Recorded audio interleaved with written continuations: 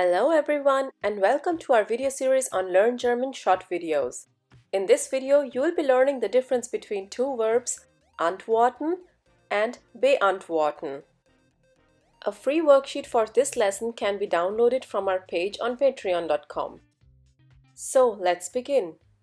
Antworten oder beantworten. Basically, both the verbs have the same meaning.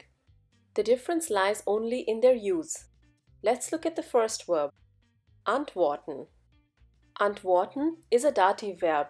That means it just takes a dative object. Here's an example. Sie antwortet mir nicht.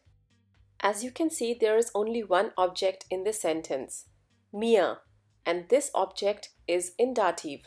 So the question that you will put up here will be, wem antwortet sie nicht? The next verb is beantworten. This verb always takes an accusative object. Let's look at an example. Hat die Frage beantwortet. In this case, there is only one object in the sentence, die Frage, and this object is in accusative. Here you can ask, was hat beantwortet? The verb antworten can also be used with a preposition. For example, sie antwortet auf meine Frage.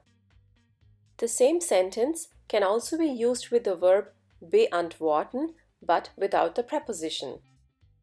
Sie beantwortet meine Frage. Both the sentences mean the same. We just did the grammatical difference between the two verbs. There is also a contextual difference. The use of beantworten implies that the question has been answered fully or sufficiently, whereas antworten auf only suggests that one replies, but this reply may not be satisfying. Now let's do a small exercise. Übung. Fill in the blank with either antworten oder beantworten.